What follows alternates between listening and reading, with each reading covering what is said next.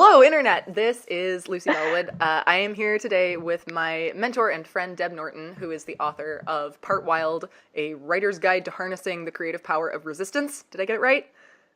You totally did. Yes! Nice.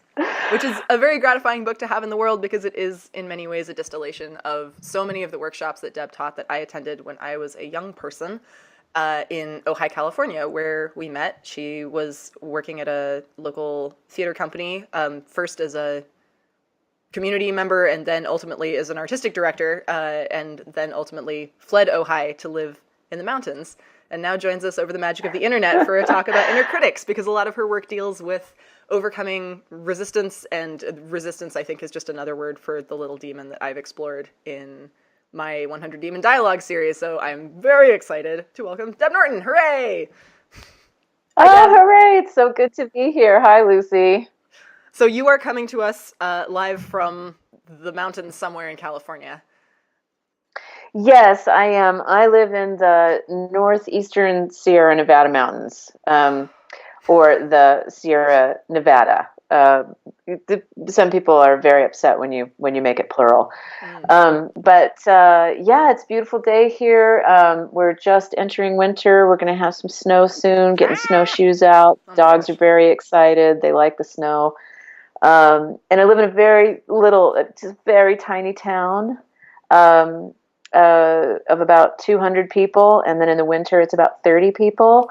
So we're about to, kind of enter our period of real hibernation and isolation, which is my favorite time of the year, being an introvert, where, it really starts to pay off my living in the mountains. But it's a funny place,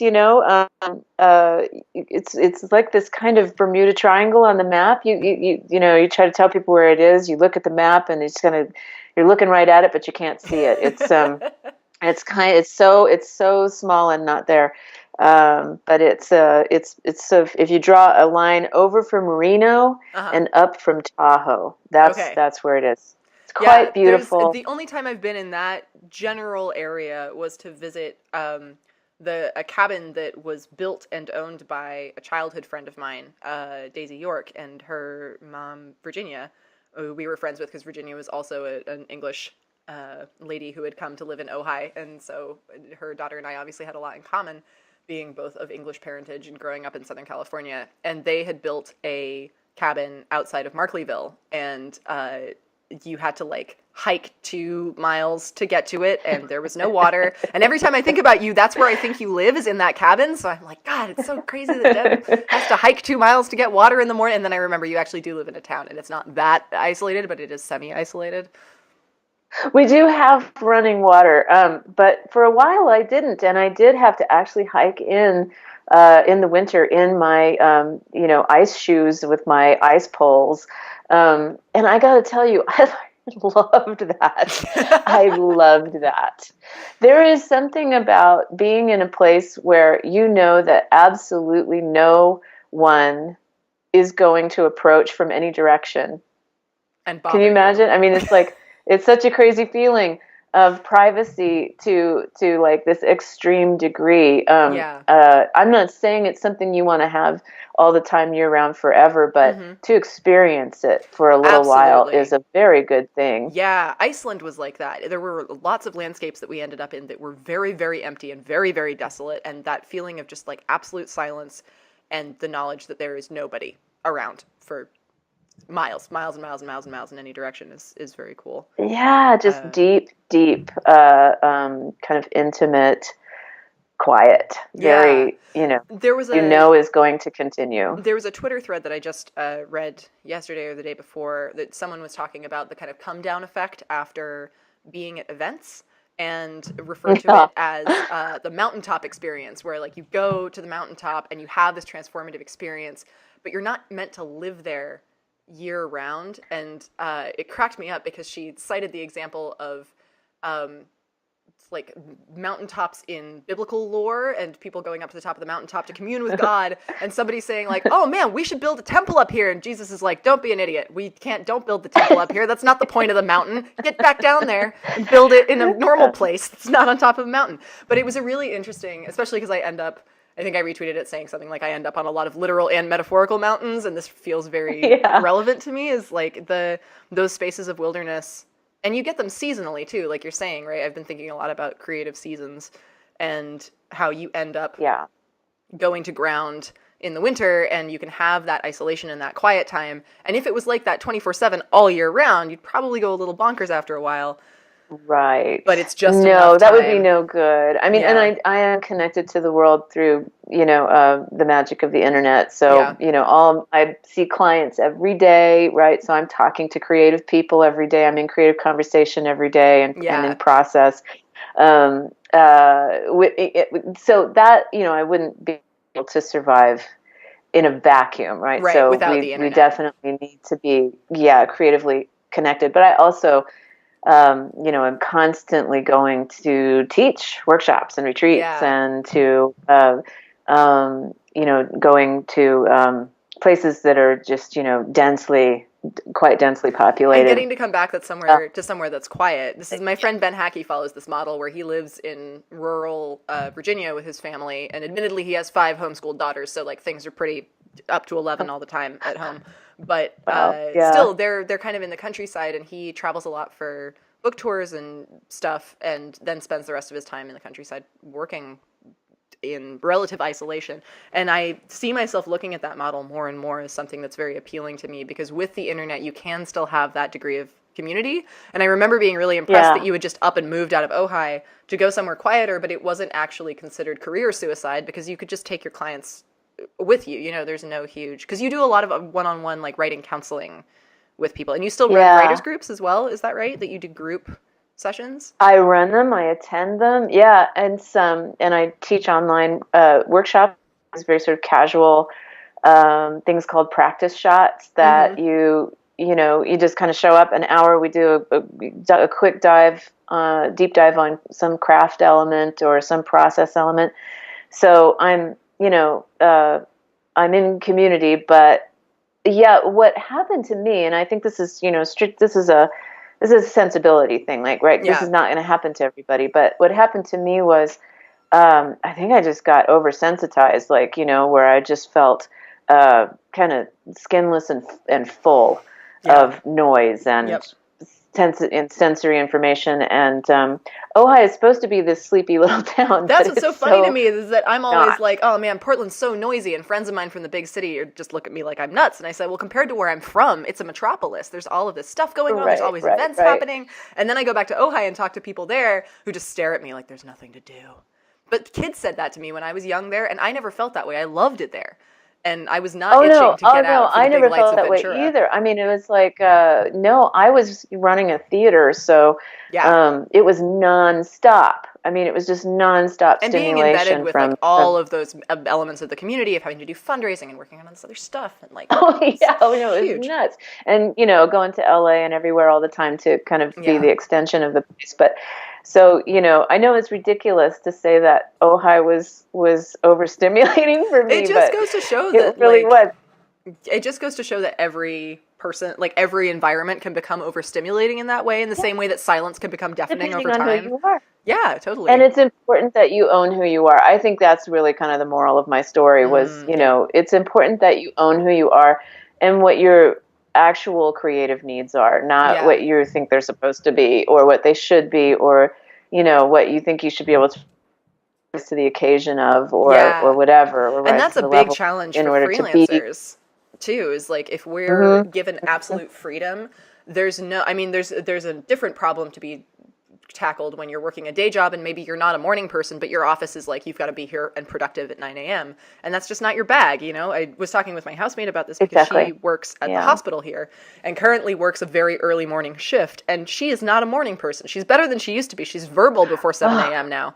But we get up together at 5:45 and I am happy as a clam. I love mornings. Mornings are my favorite. My dad is the same way. Like, I definitely inherited that from him. And she used to be that she just would not speak or focus her eyes for the first couple hours. And now she's like functionally out the door in the first 10 minutes. But we were talking about it and she said, it's not how I want to be living my life. I need to switch to a later shift because that's just what I need. And we struggle with that as freelance people because we're given absolute freedom. and then expected to just know what to do or like follow some kind of rule book for, work 8 hours a day. And like, it turns out I don't have 8 hours a day of creative work in me. I've got maybe 3 and like maybe another 2 of answering email. And anything after that is not really productive.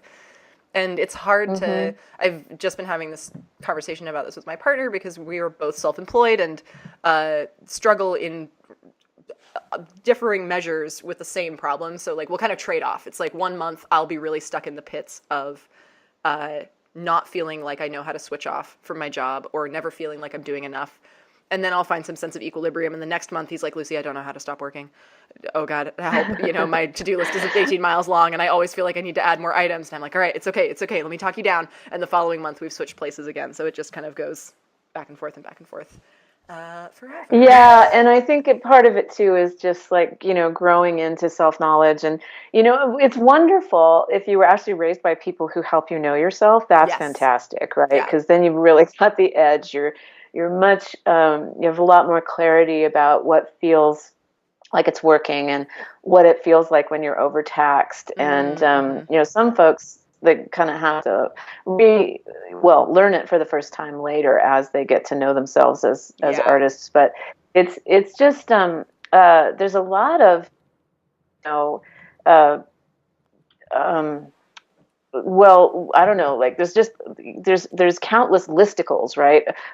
10 things to do to be more productive, or but those things may have absolutely nothing to do with you, and who you are as at your most productive, right? Right. So there was these things for a while. Everybody was talking about how in order to be creative, you had to live in an urban center and you had to hang out at cafes where you would meet people that you wouldn't normally meet and be stimulated by things that you wouldn't normally be stimulated by or choose to be stimulated by and all of this kind of thing. But that's, that may be true for quite a few people, but I'll bet you it's not true for many introverts, Yeah. I mean, introverts are going to do a lot better, right, off by themselves. So. Right, and it's hard to know, like, is this better because, or is it stimulating or helpful because it's unfamiliar, or is it uncomfortable because it's unfamiliar, or is it uncomfortable because it just doesn't suit the kind of person that you are? And that's that challenge, because I think there's a lot of talk also about grit, right? Grit and like perseverance and sticking it out, which right. Which I think, there's like all of these conversations. Unfortunately, any decent basic premise gets latched onto and harped on so aggressively that we have to find a way to walk it back. So the 10,000 hour rule is like a very helpful thing. The one size fits all, right? There's no one size fits all. And grit, I gritted myself to, into illness, Yeah. I mean, I had so much grit and I really leaned hard on it. Yeah. When do you need to persevere, and when do you need to just say, this isn't working for me. I need to be kind to myself. I need to take a break. And Right. And of course, if you had told me I needed to be kind to myself, I would have rolled my eyes and, right. But then I found out that was exactly, what I needed to do. And that was really hard to learn because this grit muscle was so overdeveloped in me. Right. What are the things I leaned on? What are the things that you feel like have most come to the fore as you start to prioritize a greater balance between being kind to yourself and getting the work done? Like, what are the things that you found a lot of solace in, assuming that this is not a one-size-fits-all statement? I just get curious about what works for different people. Yeah, again, it's really kind of noticing what your level is, right? Yeah. So I want to introduce myself on a regular basis to things that to risk. Right. I want to be I want to be risk tolerant in my creativity. I want to be confronting the unknown. But I also, want to be strengthening and feeding myself in other ways, like with silence. Right. Mm-hmm. A lot of silence. I need tons of silence and nature. Yeah. Like just straight up nature immersion. Yep. It's just that's the sort of, it's the finding the right balance, for you, so that I'm not just continually slamming myself into challenge and beating myself up for not rising to another challenge with no recovery time. Yeah. Yeah. So recovery time, that was a huge discovery for me, right? Mm-hmm. That I could, but we think about it in terms of sports or fitness, right? Yeah. Of course, you need recovery time for your muscle to repair. That's how it gets stronger. But I never thought of that as something that I should need spiritually or creatively. Yeah, the classic Um, example for me was that when I first started doing lots of conventions, I would travel for shows and I would be scheduling freelance work around those conventions. And, often this was like flying to Toronto, doing a show for 2 days, full days, Saturday, Sunday, and then flying back on Monday. And I would be scheduling freelance jobs with the assumption that I would begin work at 9 a.m. on Tuesday morning after the convention. And I shot myself in the foot countless times because I kept assuming that never mind whether or not I actually came down with a cold or like an illness after the show and get con crud, which happened 9 times out of 10 because your immune system is shot and there's people from all over the country who are full of germs and it's just terrible. I'm a lot more diligent about hand sanitizer now, which is an improvement, but still not perfect. But yeah, like I was just assuming that I would be able to get right back in the game and not saying for myself, hey, from experience, when you get back from traveling, even if you fly in on a plane at 9 a.m., you're going to need the whole rest of the day to chill out. And if you get in at 11 p.m., you're going to need the whole following day to just be a person, do your laundry, be at home, veg out, and then maybe the following day you can do work. Maybe. But like probably it's the day after that. And I think that's, I think that in this kind of hard driving, self-employed, entrepreneurial, where everybody's got to be an entrepreneur, no matter whether you are or not. Mm-hmm. Like, some people just are not entrepreneurs. Well, too bad. You got to be one anyway. Right. Get a Twitter account.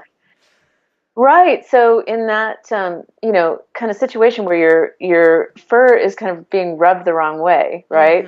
Mm-hmm. It's not the natural direction for you. You're going to need to kind of be able to preen it back, into how it's supposed to go.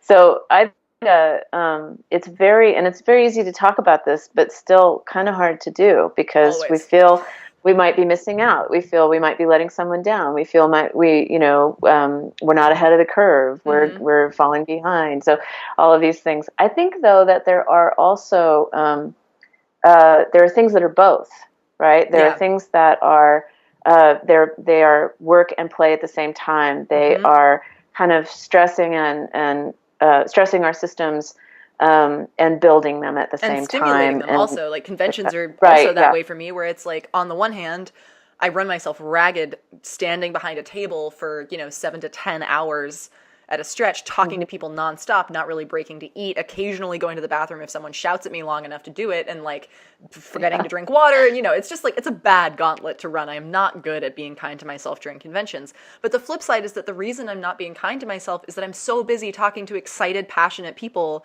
who are showing up because they're responding to work that I've put in the world. And that is such a shot in the arm. The last show I did this season, like I did far fewer conventions this year. And I'd had a pretty hefty stretch between like June and September, I think, for doing, and the June show was a tall ship festival, not a comics festival. So I had a lot fewer comic shows this year. And SPX, the show I did in September, I really needed it. Like I needed to remind myself that there are people in the world, physical human beings who are flesh and blood, who I could like shake hands with and say hi to in person, who aren't just on Twitter, who read my stuff and think it's good and like are excited to see more. And that is a really valuable reminder. And so I have to remind myself that I can't just go cold turkey off of conventions and say, I'll just fix this problem by never seeing another human being again. Because like, that's not actually what I need. I am a semi-extrovert and I do thrive on some of that input, but it is hard to know. So you're talking about the fear of like FOMO or letting people down, which I think transitions really nicely into talking about inner critics and inner demons. And one of the things that makes me recommend Part Wild to people who are fans of the Demon Project is that a lot of your work delves into the nature of the inner critic and examining the inner critic, and we are planning some fun stuff for this week. We're going to release a little crossover series of writing prompts, and one of the things that Deb did a lot in our workshops when I was in high school was timed writing exercises. So you set a timer for 6 minutes generally, and just try and keep your pen moving no matter what. And I do this with drawing even now. I've like adapted it to do sketchbook work when I'm feeling stuck on something, I will just say, okay, I just have to move my pen for 6 minutes and fill up a page with trash, and then, I can move on with my life or do something else. And so I'm curious what your personal history with having an inner critic is. Like, when did that voice first develop for you, now that you've made a career out of interrogating it and hopefully a living off the back of its neurosis? When did it start for you? Well, I mean, I have a terrible memory, so I'm sure it started very early, but the experience that I can remember really clearly is that I was visiting my grandmother in the summer. Mm-hmm. We had a tricky relationship. She was a tricky lady. And I had said, can we draw pictures? Yeah. And she said she was too busy. And I said, well, can you show me how to draw a horse? And she said, you can do it on your own. So I drew a horse, and then I showed her the picture, and she said it looked like a worm with legs. I mean, it was like, it's just mind-blowing to think that, I know. And it was utterly crushing, right? Like, I can just remember that little kid sort of feeling of my skin heating up and everything. And that absolutely informed whether or not I ever wanted to draw again, right? Yeah. But I know it started way earlier than that, right? Like as soon as we're socialized, we're comparing ourselves to others. Yeah. But where I think resistance really comes from, and I talk in the book about how it comes from the outside. I mean, the first thing to really be clear about is that this is non-native, right? It is an invasive these they're like the splinters of, splinters and seeds of other people's crappy socialization that then become your crappy socialization. Oof, you're not born thinking or fearing, these things. And I think, so what happens is, I think this really comes down to a deep misuse of shame, right? I think that, shame should be this quick interaction of like, you just did something you should be ashamed of. It endangered the tribe. And then you would blush and you would stammer and you would be like, oh my God, I'm so sorry. I really screwed up. And that'd be it. Yeah. It'd be like, oh, good. You're not a danger to us. Come back into the tribe. Right. You blushed. You're blessed. You're safe. Yeah, like you may have let us down in some really terrible way. Maybe you stole food. Maybe you were super lazy. But now you get it, right? Yeah. We see that you get it. But unfortunately, we don't have that step with it shame, stays. And so it just stays. Yeah, so it stays, and then it becomes these inner voices. But the fact is that it was a positive intent. There's a positive intent to it to begin with. Yeah. As misguided as it is. Yeah, right? Absolutely. That was like the number one thing. Your demon dialogue's really good at that. Totally. Yeah, and your demon it did not start that way. It wasn't like, oh, I'm going to examine this sympathetic character. It was like, this guy's an asshole. I am not interested in having a relationship with this person. He's mean to me all the time. It's too hot to touch. Yeah, I mean, you don't want to go there because it are too hot to touch. Yeah, and then the less we touch and approach them, the hotter and meaner and scarier they get, and the more they drive us crazy. Yeah. Because really, it's a what it really is a part of us that is hurt, wounded, scared, that we're leaving behind because we don't want to get near it, but it needs our attention. Right. So the best way to deal with it is actually to listen. Yeah. Totally. Even though at first it's going to like burn your hair off because it's with its heat, right? And then you're bald, and that's a whole other thing that you're going to grapple with. Right. It's really embarrassing. So you want to be sure you're in a good place when you approach this and that you have guidance. Yeah. Or you set boundaries, support. Right? Around like just saying, hey, I'm going to spend however long it took me to do a demon dialogue a day, or like 6 minutes of writing. I'm going to spend, and the goal with the writing prompts we're going to be releasing this week is to give people a little, just like 6 minute prompt that they can do to interrogate the inner demon just a little bit each day. Yeah. But you don't have to spend like 8 hours sitting in your chair being like, oh, my shame, my trauma. Like being lambasted by your inner critic. Yeah. My hands are full of so many splinters. the reason they're there is because at some point somebody tried to limit your exposure to risk and to damage and to failure, and probably it was your parents, but it could have been a teacher. Yep. They were trying to help you. They were trying to motivate you by through humiliation. That used to be a very well accepted teaching technique. But to shame you into doing better. Right. They may have another one I heard was actually, this was a Brene Brown thing. I think it's in her book.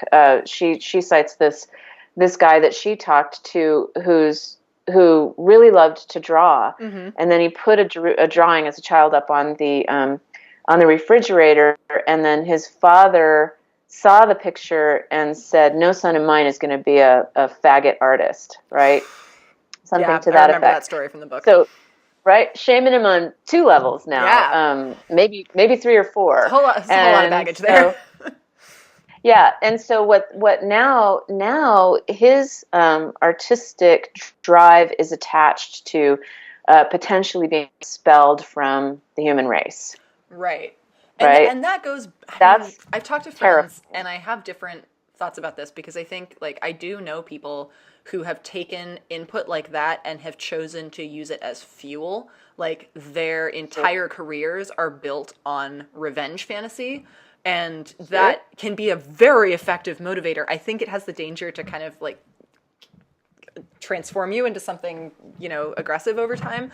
But, like, I do think there's something to be said for friends of mine who had art teachers who sneered at their work and were like, well, anime isn't real art, so you're going to have to go get a job as a whatever. And I had a couple experiences like that in college that I did latched onto for a while, of, like, they were good motivators because it's that teenage rebellious, like, I'm going to show you kind of voice. And you either have that, or you have a teacher who is genuinely supportive of what you're doing, or you have someone who shits on your work, and then it, like, it just serves the purpose of making you believe that you can't do anything for the rest of forever, which is but really if you don't, I mean, it's interesting because if you don't deal with that, that fearful aspect that gets set up, and it gets set up in all of us. I mean, that's the thing, is we have shame about our shame, right?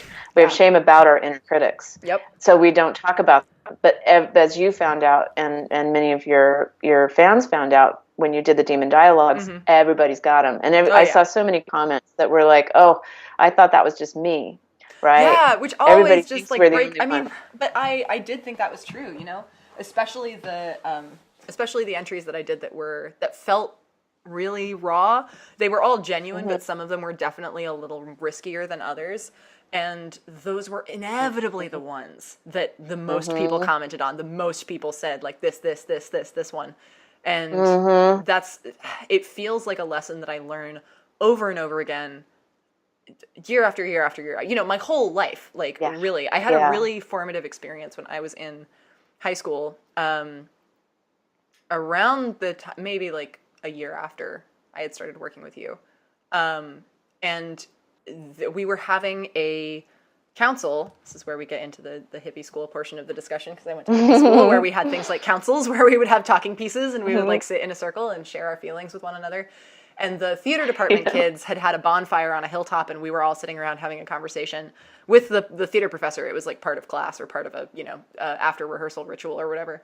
And as we were going around, there was a girl who, it was a boarding school, so there were, I was a local day student, but there were kids who would come in from other parts of the country or whatever, and this girl was from LA. She was a very, like, I was a super tomboy in high school, and she was a very, like, traditional, popular LA girl kind of model, and had started dating one of my childhood friends, and I was, like, not into it, not because I had designs on him, just because I, like, didn't, she was from a different world, and, she was this popular preppy girl, and I didn't like it. I was still holding a lot weird values. Yeah, a lot of ugly and toxic misogyny, I think, internalized misogyny at that age that I had to sort through. But we were going around, and I remember at the start of the council being like, why is she here? She doesn't need to be, this is my, and the talking piece got to her, and she just, like, opened up about how grateful she was that we had included her, because she had come from another city to this school where she didn't know anyone, and her parents had kind of, like, packed her off to boarding school to get rid of her. That was kind of the vibe that I got. And Mm. she just started crying and said, like, I'm so grateful that you guys made space for me to come hang out with you, and it's been really meaningful to be a part of this production. And I just remember, like, kicking myself internally and being like, you asshole, don't you ever judge anybody again because you think you know what's going on with them. Like, look at this human being. Look how brave she's being right now. And it was so, I think about that constantly. Like, I lost touch with her, ages ago. It's not like we became best friends or anything, but that is the most visceral reminder I've ever had in my life that, like, you don't know what anybody else is going through. And chances are Well, it's probably a lot more like I what you're love going through that. than you think. Well, I can tell you for sure that when I started doing these exercises, and I mean, I do a whole.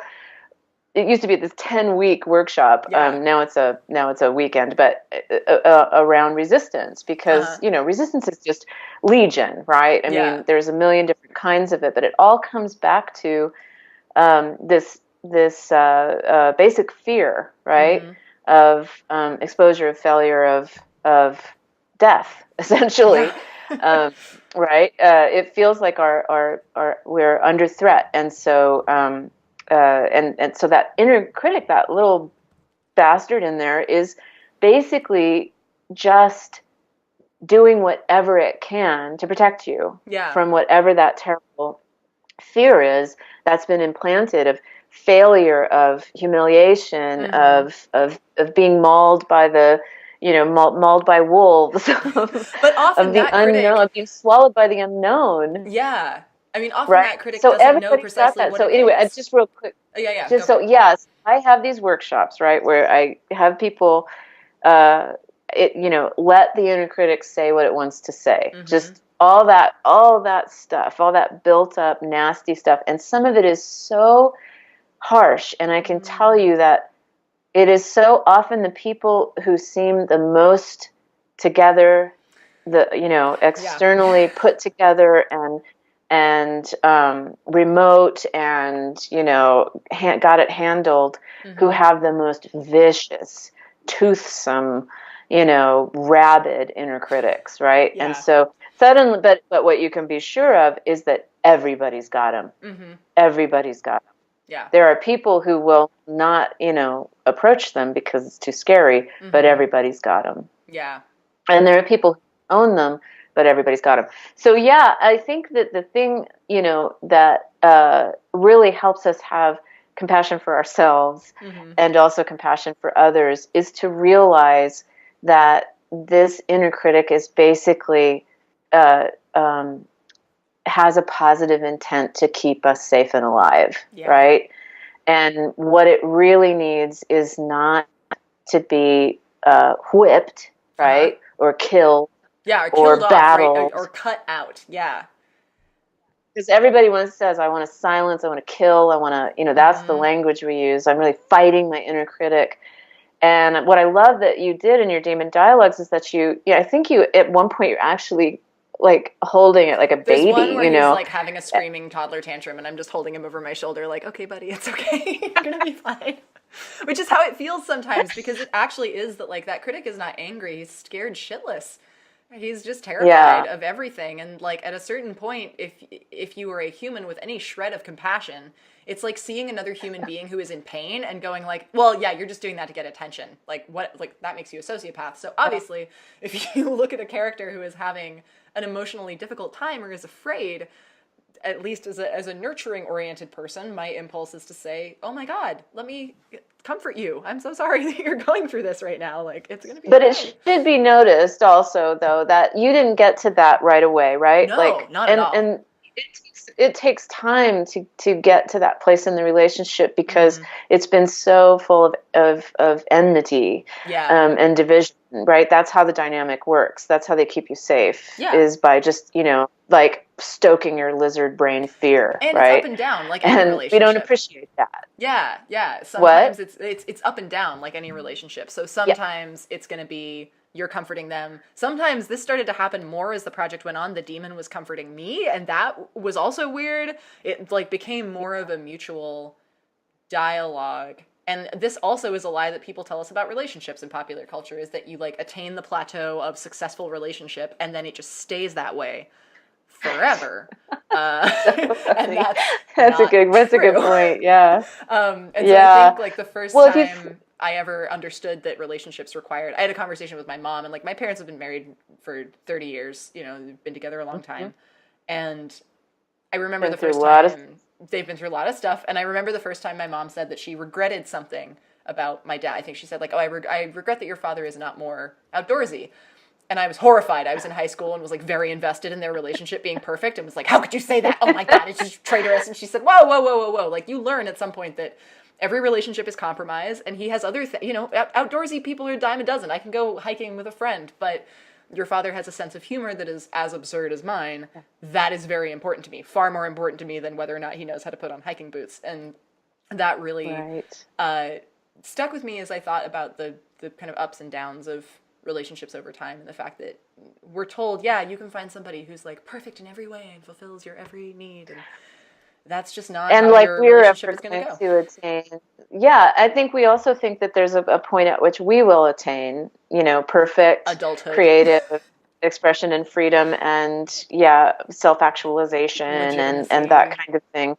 But that's, you know, it's sick. It's you know, we learn something, and that gets taken apart, and then we learn something new, and that gets challenged, and then we have to, you know, this notion that we're gonna, you know, get to a point where we're cured of having any kind of internal resistance, is that's a lot of pressure, and it's not real. You know, that as we get to a new place in our relationship with that internal voice, there's more input coming at us, more challenges coming at us, and more splinters, basically, that we're navigating. It's just that we get better at understanding the non-native aspect of those things, working with them with a little more perspective. But, you know, I really want to be clear that I don't think that people, if that relationship is really brutal, right? Like sometimes that inner voice is abusive because it comes from abuse, right? And it's not like you can just throw yourself into, and, you know, just be like, oh, well, now I have to have empathy for this evil, you know, spiteful, really denigrating inner voice. No, I'm not saying that. And that's the grit attitude too, is like, if you're, you know, you just need to grit your way through receiving all of this abuse from this person or this character or this, you know, inner monologue. And like, that's certainly not true all the time. I mean, that goes back to the term of protection, is like, how do you simultaneously it's weird because you're doing two things, right? You are opening yourself up to self-examination, you're opening yourself up to vulnerability, and then you're also crafting rituals, practices, tendencies that protect you and create delineated boundaries. And I think that's where those delineated practices are really good. And that's something that I use a lot, having just finished Inktober, this drawing challenge, and doing, you know, the 100 Demon Dialogue, same deal. It's like, I have anxiety about not believing that I can do long-term projects. And so having a framework and an accountability system online with a lot of other people that encouraged me to just do one chunk of a thing a day. And folks who are tackling NaNoWriMo right now, I think this is also relevant to, and I want to talk about that because there's some stuff to get into there as well. But the daily drawing challenge really appeals to me because it means that I can accomplish great things with not a ton of concerted effort on the day-to-day. And that really circumvents some of my inner anxiety, that if I sit down and say, I'm going to do a 31 painting series of blah, blah, whatever, my inner critic's going to chime in and be like, you don't know how to do that. You can't do 31 paintings. Like, blah, blah, blah, blah. Because my tendency is that I will sit down and say, I'm going to do 31 paintings in the next 24 hours. And then like, try and crank it all out and burn myself out. And that's terrible. So I have to protect myself from myself by setting up frameworks to work in. And someone asked me if every project that I do from now on is going to be some kind of creative thing a day framework. And I don't think so, but I think it is something that I am learning about myself as part of the self-knowledge that I do respond better to having that kind of framework. This is fantastic. I think it's sort of, you're talking about a couple of different things, I think, with this. So we can look at things like, accountability Mm-hmm. as like a deadline or something, right? So, a lot of people say they do better with a deadline. Yeah. And, but I think of it a little bit differently. So, that instead of a deadline, it's like a limitation, right? So now, Yes.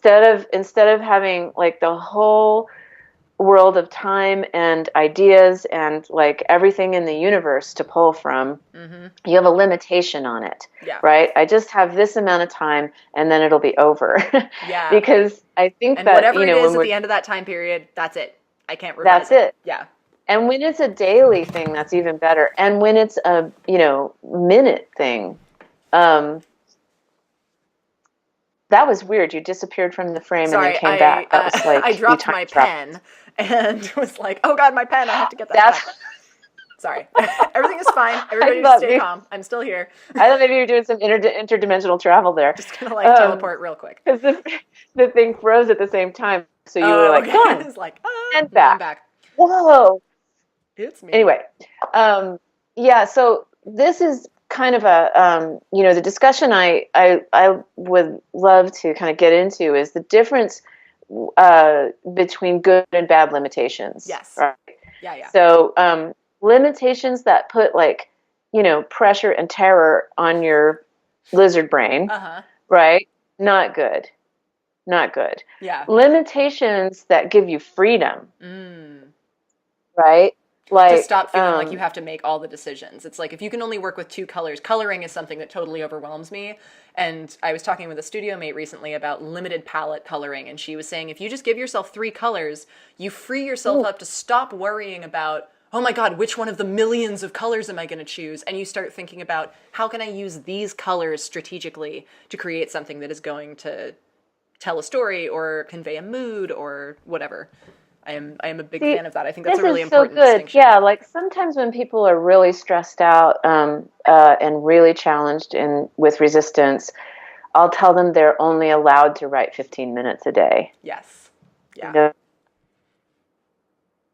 All you get to do is 15 minutes a day. Or if you think of another way of, using this, using limitations is that,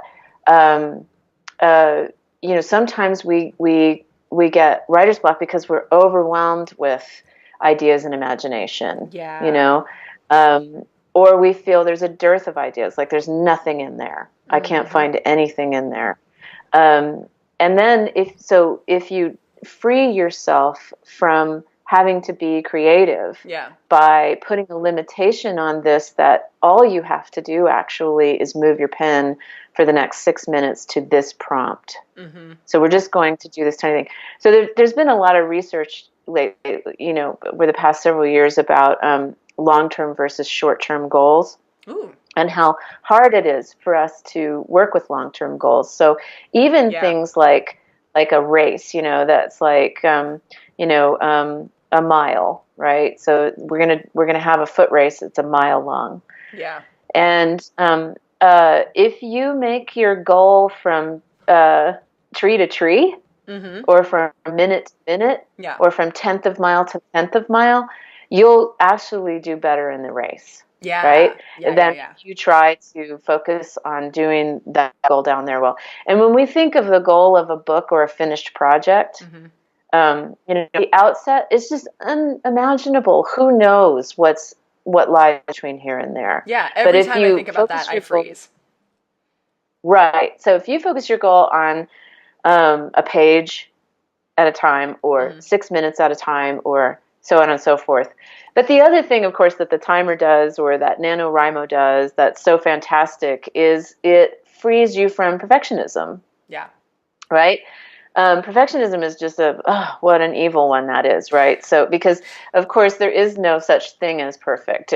That's the whole idea of it, is it doesn't exist. And the minute you get close to it, whoop, it's gone again. Yeah. It's way out there. Yep. The goalpost moves, right? Yep. There's a statement about that exact thing perfectionism is hilarious.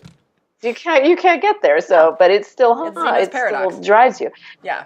Oh my Lord. So yes, yeah. so it frees you from that, right? Because it's like, you cannot be perfect. You can't even be good. Yeah. In 6 minutes, moving your pen as fast as it will go, you're gonna make a mess. It's gonna be Yeah. awful. And You're not, actually, you're like, the gonna. thing that I carry most from our workshops together is not only resigning yourself to the fact that it's going to be awful, but like leaning into that, like getting excited about the fact that it's going to be awful. Because when I talk to people and they say like, oh, I just don't know how to draw this thing and I'm going to make it, and I want it to look like this. And I say to them like, exactly what you used to say to me is like, can you go for shitty? Like, can you try and make Badly. Yeah, like make the worst drawing you can possibly make. I had an entry in the project where I was noticing that my drawing was getting really precise and I was like really worrying about the perfection of my line. And so I had the demon saying like, people are only going to love you if you just do exactly what you've been doing and don't fuck it up. And so I drew myself left-handed and like did this deliberately imperfect drawing that was like, yay, it's me, left-handed so Lucy, I'm the worst at everything.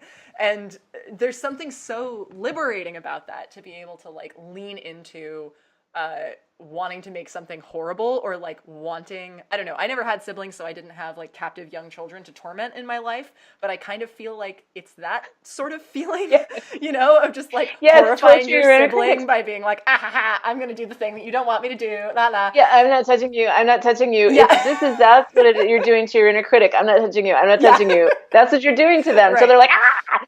And that I tell people this all the time, make your inner critic crazy. Like, make them lose their minds with frustration. Yeah. And till they're like, they just throw their hands in there and they're like, I cannot do anything with you. You know, I'm leaving. And you're like, because they lose when you choose not to play the game, they don't have power over you. Like if you, there's a book that I'm reading right now that's actually like a book of Buddhist philosophy, but I've been thinking a lot about how Buddhism and like art practice intersect.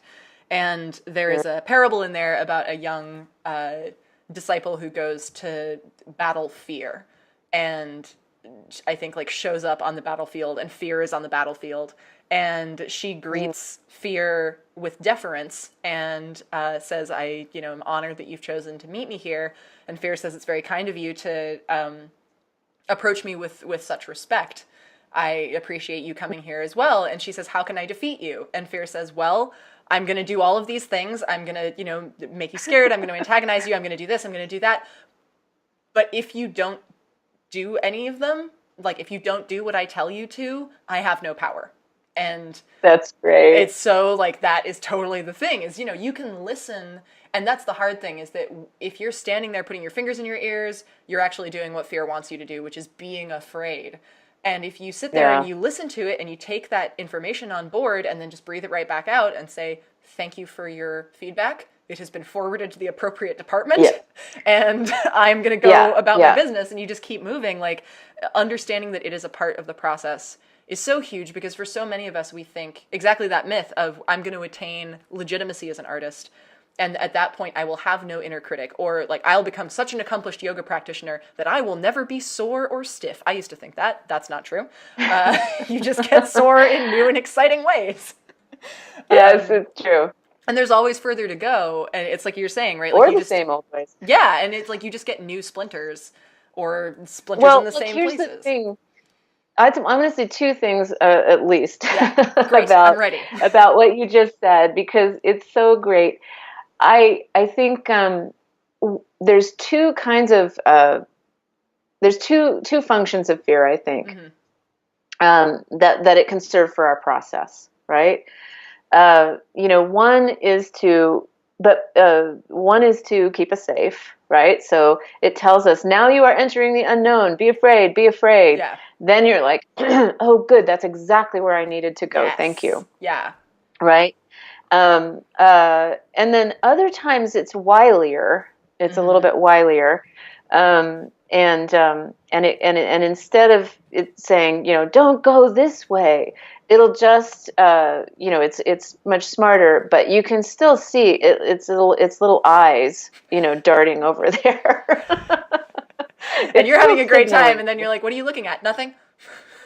Definitely don't turn around. It's telling, the thing that it doesn't want you to do is exactly the thing that, you know, that we want to do creatively, right? It would just go into the unknown. That's the thing it doesn't want us to do. It doesn't want us to take a risk. Mm-hmm. It doesn't want us to go into the unknown. It doesn't want us to discover the treasure. Yeah. Those are the things that it really doesn't want us to do, because those things are going to lead to all kinds of exposure, mm-hmm. right? Yeah. That could get us killed. It really wants to keep us safe. God bless it. So that's that's that thing. The other thing it can do is it can kind of put some wind beneath our wings, right? So let it make you run faster, I guess. So the that's kind of one of the things that I like about the timer and moving your pen fast, right? Because and what I tell people to try to explain why we do it this way is that like, why would I want to move my pen super fast? I can't think that fast, right? Yeah. We're actually trying to outrun that. We're trying to outrun, because if you could get to your thoughts with your thoughts, you would have already got there. You would have gotten what you wanted. Yeah. We want to stumble into something new. We want to trick ourselves into stumbling onto something new.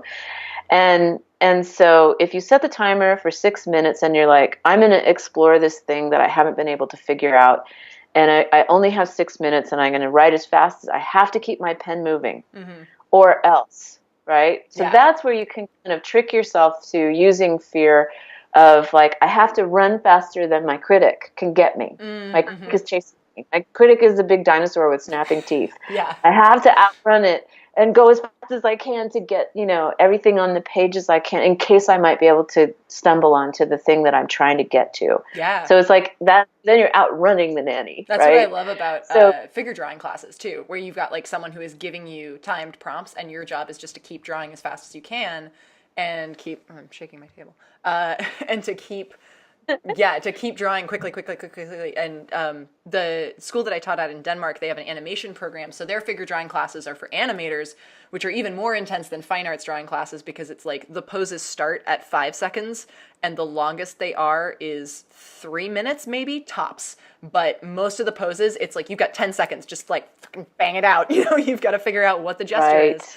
And I had an art teacher, art mentor when I was younger, Eben Matthews, who did drills like that with me, where he would stand over me with a stopwatch and just click it every 10 seconds.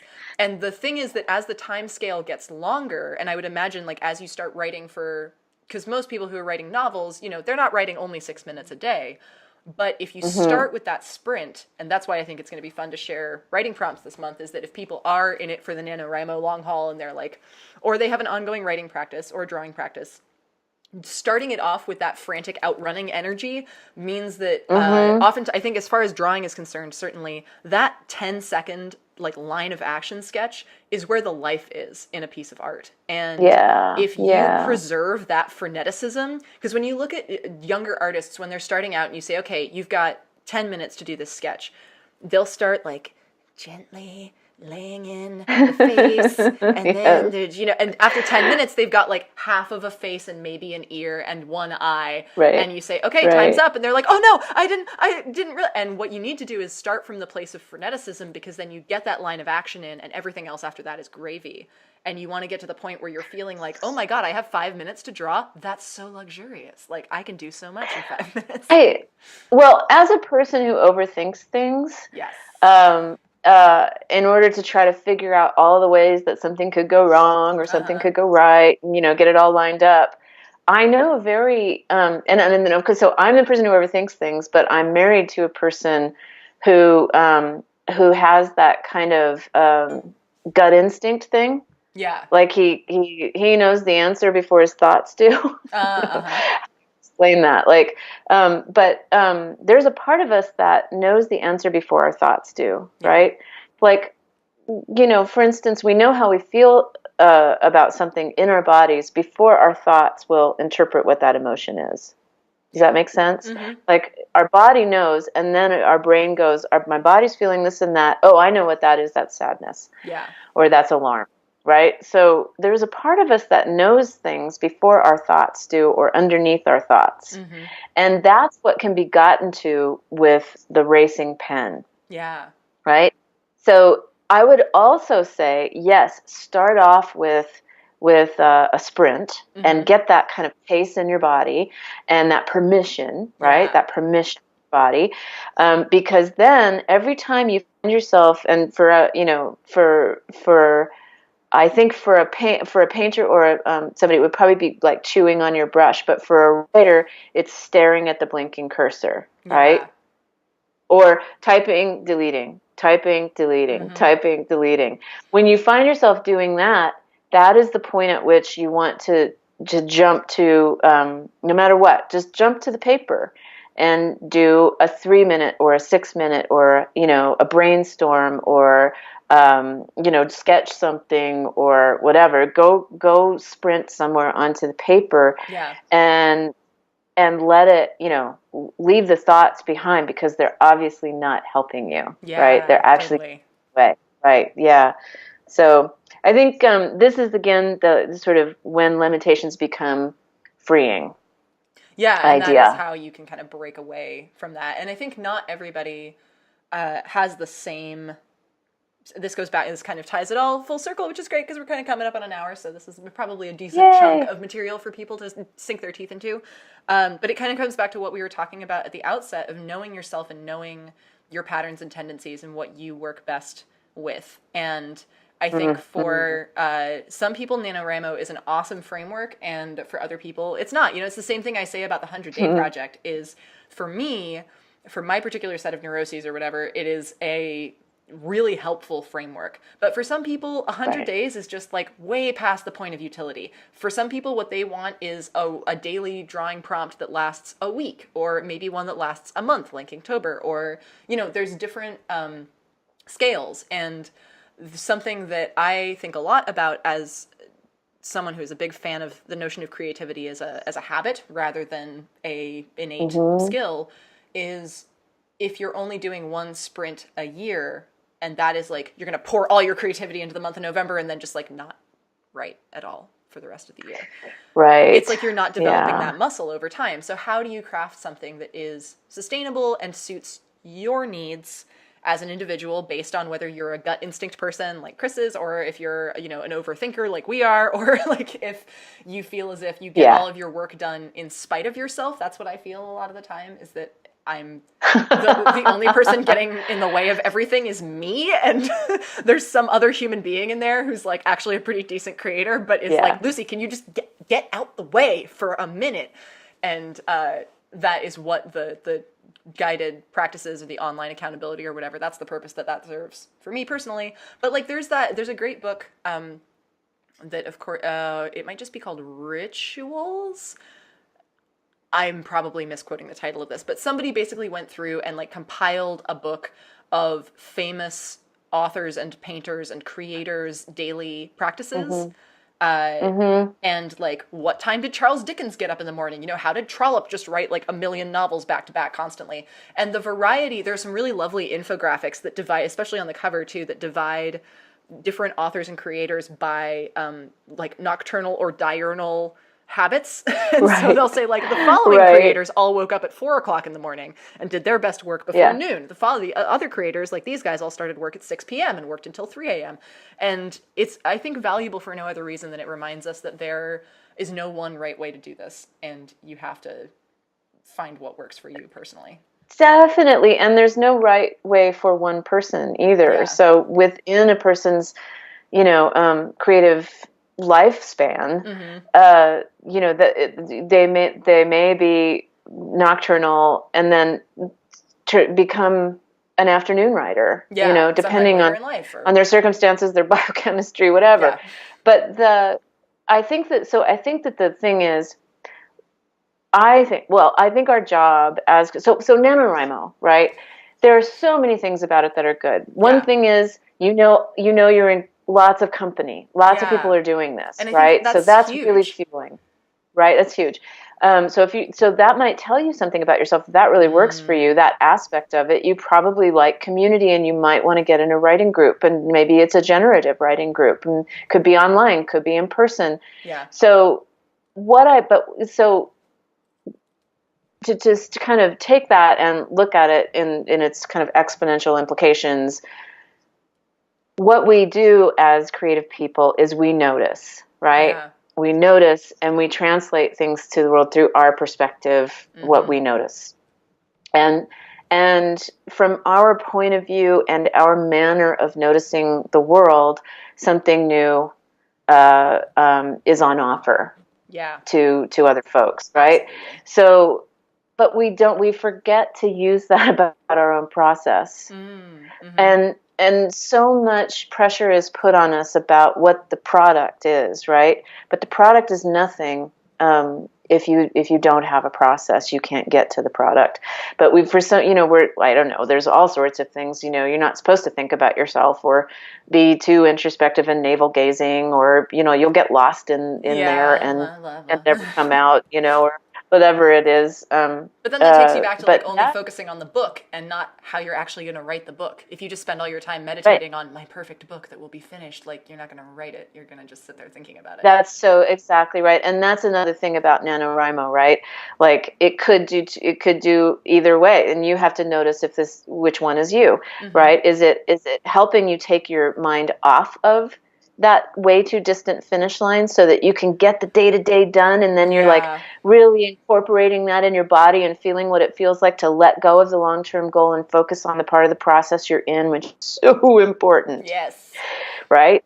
Because that's going to be a long process. There are a lot of sections to it, and each section has its own kind of needs that have nothing to do with that finished product. Yeah. And then once you finish the product, there's going to be a whole nother thing that happens, a whole nother process of getting it out into the world. So if it helps you let go of that, then more power to you, right? But if it puts your focus solely on finishing, the finish line. The book. Right? Yeah. The book, the finish line, and what that's all going to look like and what that's going to get you, or how it, or how it could turn on you, or how you could fail, or, right? Yeah. That's not going to probably serve your process now or in the long term. So you notice, right? You notice that.